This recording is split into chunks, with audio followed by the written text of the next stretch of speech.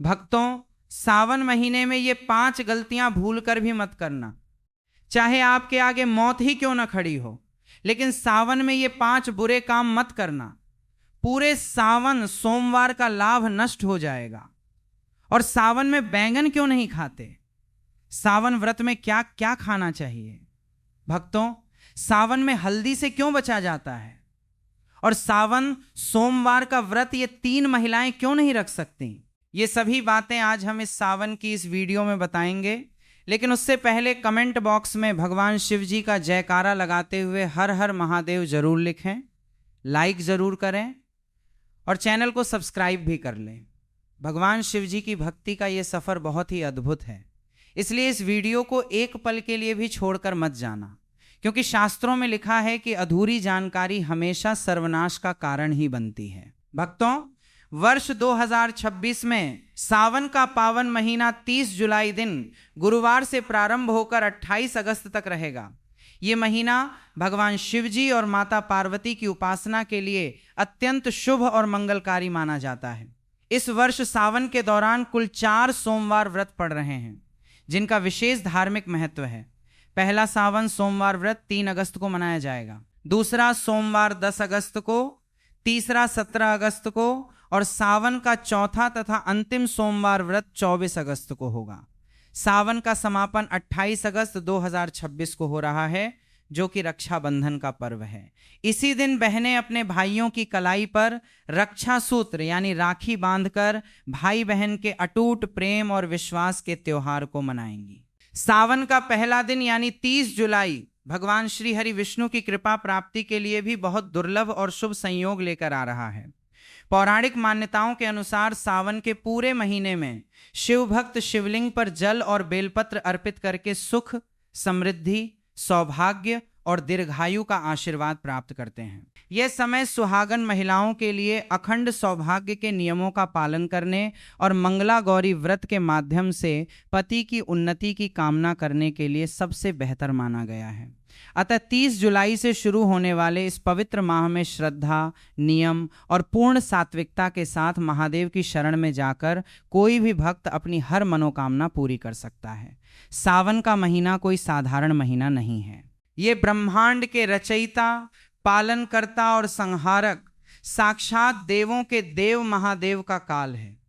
हमारे हिंदू पंचांग के अनुसार जब भगवान विष्णु आषाढ़ मास की देवशयनी एकादशी को 4 महीनों के लिए योग निद्रा में चले जाते हैं और पाताल लोक की ओर प्रस्थान करते हैं, तब पूरी सृष्टि पर एक पल के लिए अंधकार छाने लगता है। उस समय ब्रह्मांड को विनाश से बचाने के लिए महादेव स्वयं इस सृष्टि का पूरा कार्यभार अपने हाथों में लेते हैं। इस साल सावन की शुरुआत एक बेहद अद्भुत, दुर्लभ और तांत्रिक संयोग के साथ हो रही है। इस बार जितने भी सावन सोमवार पड़ रहे हैं, वे सभी अपने आप में तंत्र मंत्र और अघोर शक्तियों को समेटे हुए हैं। शास्त्रों में लिखा है कि सावन के सोमवार का व्रत रखने से इंसान के 7 जन्मों के संचित पाप भस्म हो जाते हैं। जो कुंवारी कन्याएं इस व्रत को रखती हैं, तो उनकी कुंडली के सारे ग्रह दोष शांत हो जाते हैं और उन्हें साक्षात शिव जैसा ही वर प्राप्त होता है। जो विवाहित महिलाएं इसे रखती हैं, तो उनके सुहाग पर आने वाली अकाल मृत्यु और यमराज की छाया भी दूर भाग जाती है। लेकिन याद रखिए, सावन सोमवार की पूजा जितनी सरल और मनमोहक दिखती है, इसके अदृश्य नियम उतने ही खतरनाक और भयानक हैं। यदि कोई व्यक्ति बिना नियमों को जाने केवल समाज को दिखाने के लिए या अहंकार में यह व्रत रखता है, तो उसे पुण्य की जगह महादेव के तीसरे नेत्र के क्रोध का सामना करना पड़ता है। शिवलिंग पर जल चढ़ाने का वो भयानक सच जो कोई नहीं बताता। जब हम सावन के महीने में शिव मंदिर जाते हैं, तो हमारी आदत होती है कि हम जल का लोटा लेकर सीधे शिवलिंग की तरफ दौड़ पड़ते हैं। लेकिन यहीं पर लोग अपने जीवन की सबसे बड़ी आत्मघाती और विनाशकारी गलती कर बैठते हैं। बहुत से लोग मंदिर के अंदर बने नल, कुएं या शिवालय के प्रांगण में लगे हुए वाटर फिल्टर से ही जल भर लेते हैं और उसे शिवजी पर चढ़ा देते हैं। शास्त्रों के अनुसार यह घोर अपराध और वर्जित कर्म माना गया है, जिसे पराया जल या चोरी का जल कहा जाता है। मंदिर का जल केवल वहां के पंडित, पुजारी या उस प्रांगण में रहने वाले सेवादारों के लिए होता है, क्योंकि वह मंदिर परिसर ही उस पुजारी का घर होता है। यदि आपका घर मंदिर की सीमा से बाहर है तो आपको हमेशा अपने घर की रसोई से, अपने घर के मटके या शुद्ध जल पात्र से तांबे, चांदी या पीतल के लोटे में जल भरकर ही मंदिर जाना चाहिए। इसके पीछे का सबसे बड़ा आध्यात्मिक और वैज्ञानिक रहस्य यह है कि जब आप अपने घर से जल लेकर पैदल या किसी माध्यम से शिव मंदिर की ओर निकलते हैं तो रास्ते भर आपके घर की नकारात्मक ऊर्जा, आपके परिवार की बलाएं, पितरों का कष्ट और आपके शरीर की बीमारियां उस जल के भीतर समाने लगती हैं। वो जल आपके सारे कष्टों को अपने भीतर सोख लेता है। जब आप उस जल को शिवलिंग पर अर्पित करते हैं तो महादेव आपके उन कष्टों को स्वीकार करके उन्हें अपने गले के विष की तरह भस्म कर देते हैं। लेकिन यदि आप मंदिर का ही जल लेकर वही चढ़ा देंगे तो आपने अपने घर का कोई कष्ट महादेव को सौंपा ही नहीं। आपकी वो यात्रा अधूरी रह गई और उस पूजा का फल शून्य हो गया। शिवलिंग के गिरते जल के चमत्कारी और डरावने फायदे। शिवलिंग पर जब जल की अखंड धारा गिरती है तो वह शिवलिंग के नीचे बनी जलहरी से होते हुए एक निश्चित दिशा में बह जाती है। शास्त्रों में उस बहते हुए जल को साक्षात अमृत और शिव की अलौकिक ऊर्जा का महापुंज माना गया है। पहला नियम यह है कि जब आप जल चढ़ा लें तो उस जलहरी से बाहर बहते हुए जल को कभी भी भूलकर लांघना नहीं चाहिए, क्योंकि वह ऊर्जा इतनी तीव्र और तांत्रिक होती है कि यदि कोई साधारण इंसान उसे लांघता है तो उसके शरीर का चक्र बिगड़ सकता है और उसका मानसिक संतुलन तक हिल सकता है। लेकिन शास्त्र कहते हैं कि उस गिरते हुए जल को किसी मुसाफिर या भक्त को थोड़ा सा अपने पात्र में रोक लेना चाहिए। उस जल को अत्यंत पवित्र और चमत्कारी मानकर अपने घर ले आना चाहिए।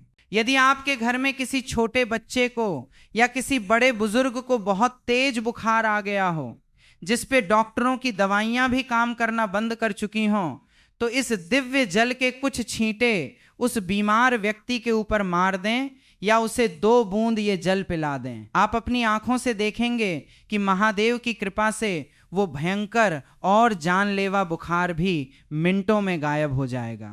इतना ही नहीं, यदि किसी व्यक्ति की आंखों में हमेशा कीचड़ आता हो या आंखें लाल रहती हों या जलन होती हों या उम्र के साथ आंखों की रोशनी धुंधली पड़ती जा रही हो, तो इस जल को सुबह सुबह अपनी आंखों पर पलकों के पास लगाना शुरू करें। धीरे धीरे आंखों का सारा भयंकर विकार दूर हो जाएगा और आपकी आंखों की रोशनी इतनी तेज होने लगेगी कि बड़ी से बड़ी बीमारी महादेव की कृपा से पूरी तरह साफ और चमकदार हो जाएगी। महाउपाय: बेल की जड़ का ताबीज, तंत्र काट और खान पान का कर पहना। अब हम बात करेंगे कि घर के आंगन में जल छिड़कने का भयंकर तांत्रिक रहस्य। शिवलिंग से लाए गए उस बचे हुए जल को केवल पीना ही नहीं है, बल्कि इसका एक ऐसा प्रयोग है जो बड़े बड़े तांत्रिकों के होश उड़ा देता है। यदि आप इस जल को अपने घर के आंगन में, घर के चारों कोनों में, तिजोरी के पास और मुख्य द्वार पर छिड़कते हैं तो आपके घर के आसपास मंडराने वाली भयंकर से भयंकर अदृश्य शक्तियां, भूत प्रेत, अतृप्त आत्माएं और नकारात्मक बाधाएं चीखते हुए उस स्थान को हमेशा के लिए छोड़कर भाग जाती हैं। अगर किसी दुष्ट व्यक्ति ने या आपके दुश्मन ने आपके घर पर कोई टोना टोटका, मूठ करनी या तांत्रिक क्रिया की होगी जिसके कारण आपके घर में बीमारियां और कंगाली रहती हैं, तो शिव जी के इस चरणामृत के स्पर्श मात्र से वो तंत्र उसी क्षण उल्टा घूमकर करने वाले पर वार कर देता है। घर की सुख शांति जो सालों से गायब थी वो वापस लौट आएगी और घर में बरकत होने लगेगी। लेकिन एक डरावनी चेतावनी याद रहे कि इस जल को कभी भी पैर नहीं लगना चाहिए और न ही इसे किसी गंदे या अशुद्ध स्थान पर रखना चाहिए और न ही इसे बाथरूम के आसपास ले जाना चाहिए, अन्यथा इसके परिणाम बहुत ही भयानक और विनाशकारी हो सकते हैं। जल और दूध में क्या मिलाकर चढ़ाएं और धतूरे का गुप्त गणित। भोलेनाथ को प्रसन्न करने के लिए केवल सादा जल ही काफी है, क्योंकि भोले बाबा आशुतोष हैं। लेकिन यदि आप अपने जीवन की किसी विशेष और बहुत पुरानी तथा अधूरी मनोकामना को पूरा करना चाहते हैं तो जल में कुछ विशेष गुप्त वस्तुएं मिलाना अनिवार्य है। सावन के महीने में यदि आप शिवलिंग पर गन्ने का ताजा रस या जूस चढ़ाते हैं तो माता लक्ष्मी जी आपके घर में साक्षात बंध जाती हैं और दरिद्रता कितनी भी बड़ी हो या कर्ज का पहाड़ कितना भी ऊंचा हो, वो महादेव के सामने घुटने टेक देता है। यदि आपको लगता है कि आपके घर में पितृदोष है या राहु केतु की महादशा चल रही है या बनते काम ऐन वक्त पर बिगड़ जाते हैं, तो जल के अंदर थोड़े से काले तिल मिलाकर तनमः शिवाय का 108 बार जाप करते हुए शिवलिंग पर अर्पित करें। अब बात करते हैं शिव जी के सबसे प्रिय और खतरनाक फल धतूरे की।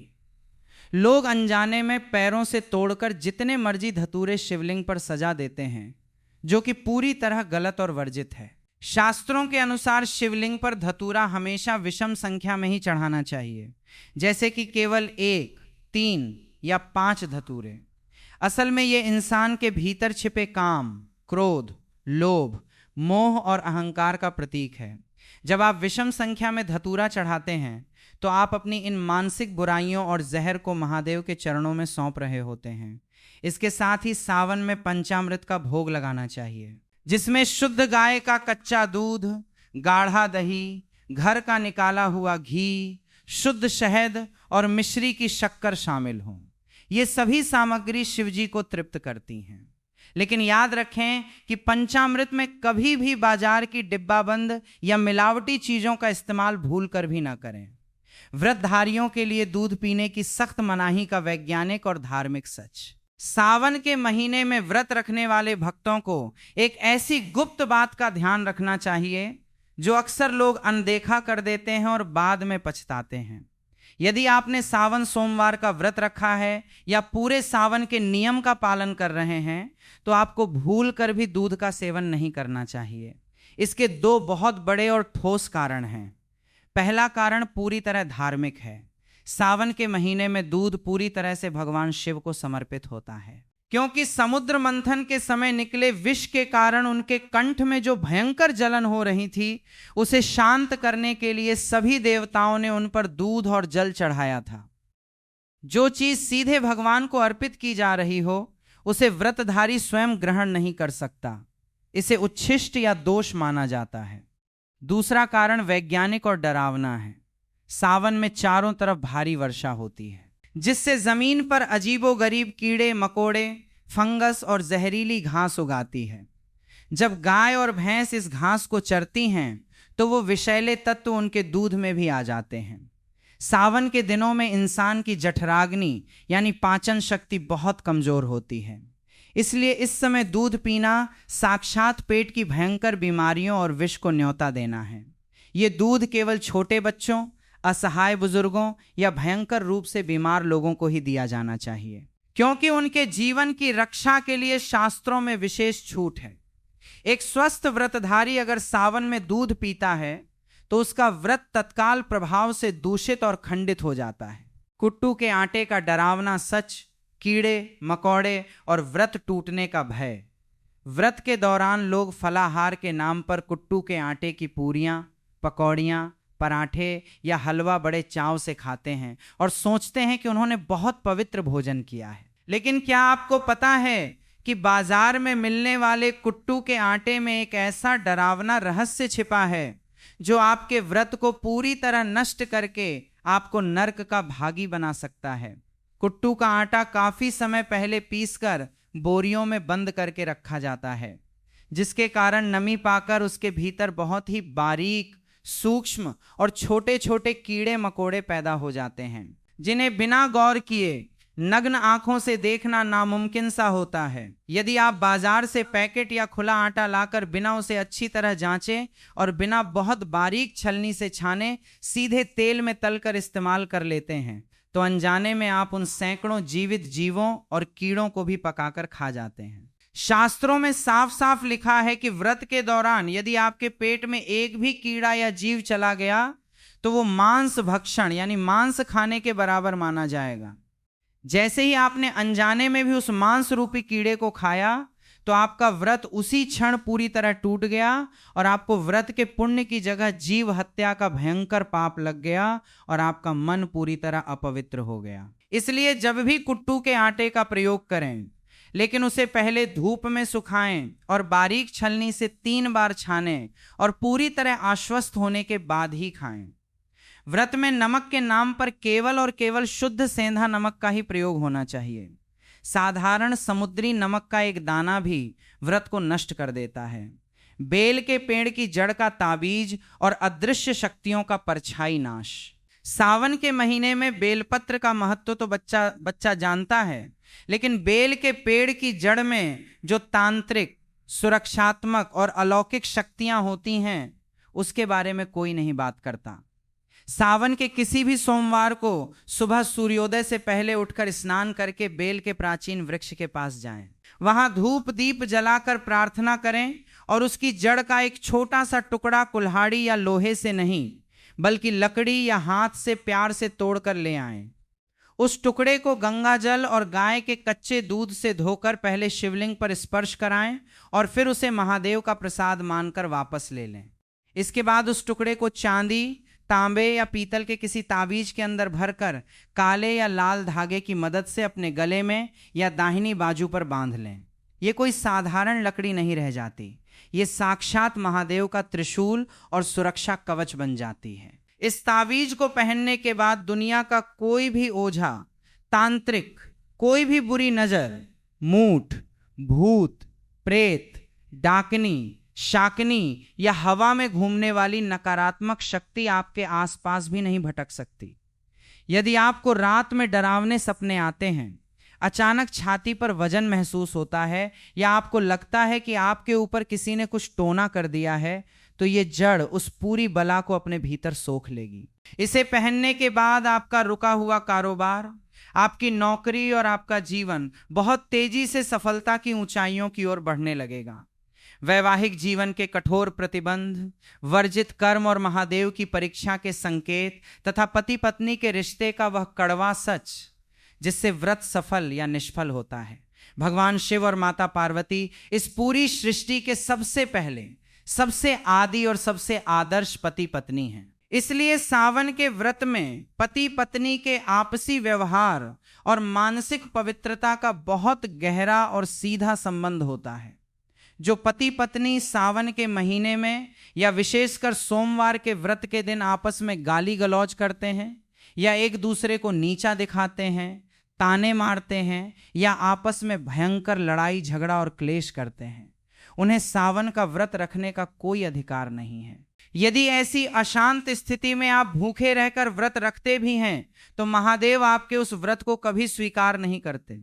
आपका भूखा रहना केवल एक शारीरिक प्रताड़ना और नाटक बनकर रह जाता है और आपके पुण्य की सारी ऊर्जा उसी क्षण नष्ट हो जाती है। शास्त्रों के अनुसार देवी देवता हमेशा पति पत्नी के प्रेम पूर्ण जोड़े की सामूहिक सकारात्मक ऊर्जा से ही प्रसन्न होते हैं। यदि आपका पति आपसे प्यार से बात करके या आपकी सहमति से आपको खुश रखकर किसी काम के सिलसिले में नौकरी पर या विदेश गया है तो पत्नी घर पर रहकर पूरी निष्ठा से व्रत रख सकती है। लेकिन यदि दोनों के बीच भयंकर क्लेश हुआ है, पत्नी रोते हुए और पति को गाली देते हुए अपने मायके जाकर बैठ गई है और वहां सावन का व्रत रख रही है, तो वो व्रत पूरी तरह निष्फल है। कोर्ट मैरिज और अधूरी शादी वाली महिलाओं के लिए शास्त्रों का कठोर निषेध। आज के आधुनिक और पाश्चात्य युग में बहुत से युवा कोर्ट में जाकर कागजों पर दस्तखत करके शादी कर लेते हैं और समाज में उसे ही अपना पूरा विवाह मान लेते हैं। लेकिन सनातन शास्त्रों, वेदों और हिंदू धर्म के अनुसार कोर्ट मैरिज एक पूरी तरह अधूरा और केवल कानूनी विवाह है, धार्मिक नहीं। जब तक पवित्र अग्नि को साक्षी मानकर वैदिक मंत्रोच्चार के बीच कन्यादान और 7 फेरे नहीं लिए जाते, तब तक वह विवाह आध्यात्मिक रूप से पूर्ण नहीं माना जाता। शास्त्रों के अनुसार ऐसी अधूरी शादी वाली महिलाओं को सावन का मुख्य और कठोर व्रत रखने से बचना चाहिए, क्योंकि जब तक विवाह के 7 फेरे पूरे नहीं होते तब तक महिला को अपने पति के आधे पुण्य की प्राप्ति नहीं होती और ना ही वो धार्मिक रूप से अर्धांगिनी कहलाती है। यदि ऐसी महिलाएं व्रत रखना चाहती हैं तो उन्हें पहले विधिवत रूप से भगवान शिव और माता पार्वती जी के सामने 7 फेरे या विवाह की रस्में पूरी करनी चाहिए, तभी उनका व्रत पूर्ण रूप से फलदायी माना जाएगा और उन्हें सौभाग्य की प्राप्ति होगी। कुंवारी कन्याओं और विवाहित महिलाओं के लिए शिवलिंग स्पर्श का रहस्यमय नियम। सावन के महीने में कुंवारी कन्याएं मनचाहा और संस्कारी वर पाने के लिए और शादीशुदा महिलाएं अपने पति की लंबी उम्र तथा अखंड सौभाग्य के लिए व्रत रखती हैं। लेकिन यहाँ भी एक बहुत बड़ा और सख्त नियम है जिसे हर महिला को जानना बेहद जरूरी है। कुंवारी कन्याओं को पूजा करते समय भूलकर भी शिवलिंग का सीधा स्पर्श नहीं करना चाहिए। इसके पीछे का रहस्य बहुत ही गहरा है। शिवलिंग साक्षात महादेव की निराकार, अनंत और अत्यंत तीव्र ऊर्जा का केंद्र है।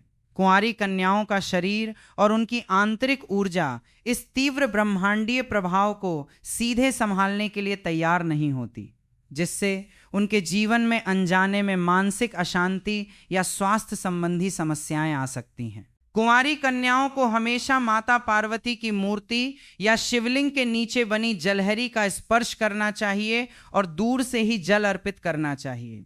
इसके विपरीत जो महिलाएं विवाहित हैं, जिनका वैदिक विवाह पूर्ण हो चुका है, वे शिवलिंग का स्पर्श कर सकती हैं। उसे अपनी उंगलियों से चंदन भी लगा सकती हैं और उसकी अच्छे से सेवा कर सकती हैं। इन नियमों का पालन न करने से पुण्य की जगह दोष लग जाता है। सावन में मिलने वाले वो डरावने संकेत जो बताते हैं कि महादेव आपसे प्रसन्न हैं। जब आप पूरी निष्ठा, नियमों और शुद्ध अंतःकरण के साथ सावन का व्रत रखते हैं तो महादेव आपकी परीक्षा भी लेते हैं और साथ ही साथ आपको कुछ ऐसे दिव्य और अलौकिक संकेत देते हैं जिन्हें देखकर कोई भी साधारण इंसान डर के मारे कांप उठेगा। यदि सावन के महीने में अचानक आपके घर के भीतर, बेडरूम में या आंगन में कोई चमकीला काला नाग दिखाई दे या नाग नागिन का जोड़ा मस्ती करता हुआ दिखे तो घबराकर चीखें मत, भागे मत और ना ही किसी लाठी से उसे कोई नुकसान पहुंचाएं। ये इस बात का बेहद खतरनाक, अचूक और साक्षात संकेत है कि स्वयं महादेव के गण आपके घर की सुरक्षा करने आ चुके हैं। इसका मतलब है कि आपकी भक्ति पूर्ण रूप से सफल हो चुकी है और आपकी कोई बड़ी अधूरी मनोकामना बहुत जल्द पूरी होने वाली है। इसी तरह यदि सावन के दिनों में अचानक आपके घर के मुख्य द्वार पर कोई भूखी गाय आ जाए या साक्षात नंदी महाराज आकर खड़े हो जाएं और अपनी पूंछ हिलाएं तो समझ जाइए कि महादेव स्वयं नंदी पर सवार होकर अदृश्य रूप में आपके दुखों का अंत करने आए हैं। आपको तुरंत भागकर उन्हें हरी घास, गुड़ या शुद्ध भोजन कराना चाहिए और उनके माथे पर कुमकुम का तिलक लगाना चाहिए। सावन के महीने में किसी प्राचीन शिव मंदिर के भीतर अचानक दीवार पर छिपकली का रेंगते हुए या आपके सामने गिरते हुए दिखना भी बहुत ही दुर्लभ और शुभ संकेत माना जाता है। ये अचानक होने वाले धन आगमन और कर्ज मुक्ति का अचूक प्रतीक है। भीमराज और काली मधुमक्खी का रहस्यमय और तांत्रिक आगमन। सावन के महीने में कई बार हमारे घरों में काले रंग का एक बड़ा सा उड़ने वाला जीव आता है, जिसे ग्रामीण भाषा में कुछ लोग भीमराज कहते हैं या काली मधुमक्खी यानी भंवरा कहते हैं। इसकी गूंज बहुत तेज होती है। यदि ये जीव अचानक आपके घर में आकर कानों के पास गूंजने लगे या आपके पूजा घर में रखे दीपक के आसपास चक्कर काटने लगे तो डरकर उसे मारे नहीं। ये साक्षात माता दुर्गा के ब्राह्मणी रूप के आगमन का संकेत है। शास्त्रों में भंवरे और काली मधुमक्खी को माता ब्राह्मणी और मां दुर्गा का दूत माना गया है। इसका घर में आना इस बात का अकाट्य प्रमाण है कि आपके घर पर जो भी भयंकर तंत्र मंत्र, मूठ, नजर, दोष या बला मंडरा रही थी उसे माता दुर्गा के दूतों ने स्वयं भस्म कर दिया है और अब आपके घर में सुख, समृद्धि, वैभव और असीम शांति का वास होने वाला है। महादेव को 56 भोग या सोने चांदी के बर्तनों की आवश्यकता नहीं है। वे तो केवल सच्चे भाव और जल के भूखे हैं। लेकिन जब आप अपनी श्रद्धा से उन्हें भोग लगाते हैं तो आपको शास्त्रों में लिखी सही विधि का पता होना चाहिए। सावन में शिवजी को कभी भी बाजार की मिलावटी, केमिकल युक्त या खोए की कृत्रिम मिठाइयों का भोग न लगाएं। यदि आप बर्फी का भोग लगाना चाहते हैं तो वो घर पर शुद्ध दूध से बनी खोए की होनी चाहिए और भूल कर भी उसमें चांदी का वर्क नहीं लगा होना चाहिए, क्योंकि चांदी का वर्क बनाने की प्रक्रिया में कई बार अशुद्ध और वर्जित चीजों का प्रयोग होता है जो महादेव को क्रोधित कर सकता है। शिवजी को दही का भोग लगाना अत्यंत शुभ माना गया है। खासकर सावन के तपते और उमस भरे मौसम में दही पूरी तरह से ताजा होना चाहिए। खट्टा, खमीर उठा हुआ या बासी दही शिवलिंग पर चढ़ाने से घर में क्लेश और बीमारियां बढ़ती हैं। पंचामृत बनाते समय दूध, दही, घी, शहद और मिश्री को एक निश्चित पवित्र अनुपात में मिलाएं और उसे तांबे के बर्तन में कभी न रखें। तांबे के पात्र में दूध या दही रखने से रासायनिक प्रतिक्रिया होती है और वो पंचामृत जहर के समान एसिडिक हो जाता है, जिसे शिवलिंग पर चढ़ाना पाप है। पंचामृत के लिए हमेशा पीतल, चांदी, कांसे या मिट्टी के पवित्र पात्र का ही प्रयोग करें। समुद्र मंथन और हलाहल विष की वह पौराणिक कथा जिससे कांप उठी थी पूरी सृष्टि। सावन के इस पावन, अलौकिक और डरावने एपिसोड के अंत में आइए सुनते हैं वो अमर पौराणिक कथा जिसे सुने या पढ़े बिना सावन का कोई भी व्रत, सोमवार की पूजा या उपवास कभी पूरी तरह फलदायी नहीं हो सकता। सतयुग के दौरान जब देवताओं और असुरों के बीच अमृत की चाह में ऐश्वर्य और अमृत प्राप्ति के लिए क्षीर सागर में समुद्र मंथन किया जा रहा था, तब मंदराचल पर्वत को मथानी और नागराज वासुकी को रस्सी बनाया गया था। एक तरफ देव थे और दूसरी तरफ दानव। मंथन की उस तीव्र और भयंकर प्रक्रिया से अचानक समुद्र के भीतर से एक गहरा, काला, खौफनाक और अत्यंत विनाशकारी धुआं निकलने लगा। यह कोई साधारण धुआं नहीं था, यह साक्षात हलाहल नाम का महाविष था, जो ब्रह्मांड का सबसे खतरनाक जहर था। उस विष की गर्मी और जहरीली लपटें इतनी खतरनाक थीं कि तीनों लोकों के प्राणी तड़प तड़प कर मरने लगे। देवताओं के मुकुट पिघलने लगे, वनस्पतियां सूखने लगीं, असुरों का दम घुटने लगा और पूरी सृष्टि में हाहाकार मच गया। तब सभी देवता और ऋषि कैलाश पर्वत की ओर भागे और वहां जाकर महादेव के चरणों में गिर गए। महादेव को सारा वृत्तांत बताया। तब महादेव ने देवताओं और ऋषियों की बात सुनकर तुरंत समुद्र की तरफ प्रस्थान किया। वहां पहुंचकर ऋषियों, देवताओं और पूरी सृष्टि को बचाने के लिए हलाहल को पीने का निर्णय लिया। अगर महादेव हलाहल को निगल लेते तो उनके पेट के अंदर बसी संपूर्ण सृष्टि का विनाश हो जाता। इसलिए महादेव ने उस हलाहल को अपने गले में ही रोक लिया। उस हलाहल को अपने गले में धारण करने के कारण उनका पूरा शरीर तप गया और उनका पूरा शरीर लाल पड़ गया। हलाहल उनके कंठ में होने के कारण उनका कंठ नीला पड़ गया। तभी से सभी देवता और ऋषि उन्हें नीलकंठ के नाम से पुकारने लगे। हलाहल के कारण उनका शरीर ठंडा नहीं हो रहा था। तभी सभी देवताओं और ऋषियों ने उनके ऊपर ठंडा ठंडा गंगा जल और ठंडे ठंडे बेलपत्र अर्पित करने शुरू किए। इससे उनके शरीर का ताप कम हुआ। ये सब सावन के महीने में हुआ। इसीलिए जो भी भक्त महादेव के ऊपर बेलपत्र और गंगा जल अर्पित करते हैं, महादेव उनसे हमेशा के लिए प्रसन्न हो जाते हैं। इसीलिए सावन के महीने में 1 लोटा जल और बेलपत्र शिवलिंग पर अवश्य अर्पित करें। हर हर महादेव।